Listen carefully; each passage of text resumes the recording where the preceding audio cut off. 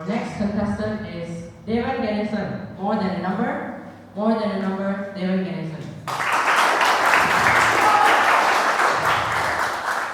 How much did you get? It's whispered every single time. The moment the papers hit our desk, the room changes. Conversations slowly fade and shift just a little closer.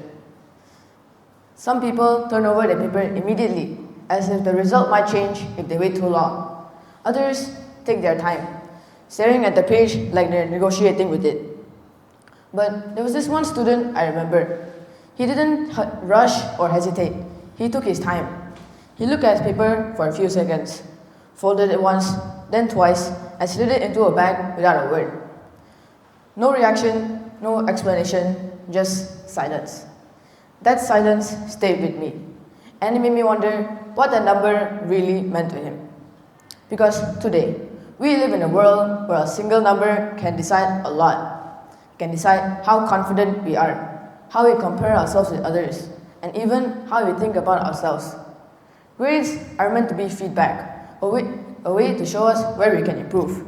But somewhere along the way, it changed. They became labels. Instead of saying, I didn't do well on the test, people said, I don't think I'm good enough.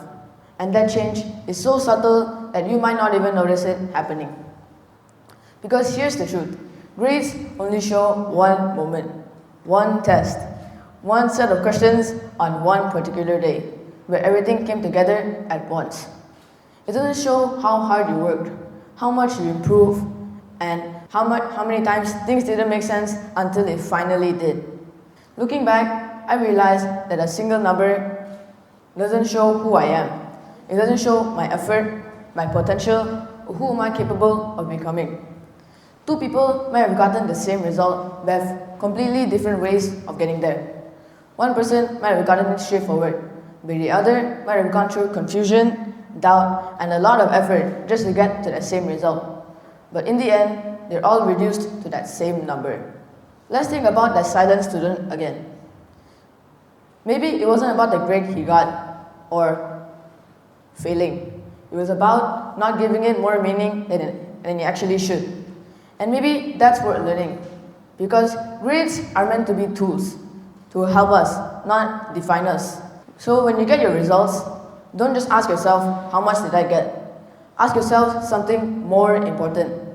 What did I learn? How can I improve? And who am I becoming? Because you are more than a number, and no piece of paper should ever decide your worth. Thank you.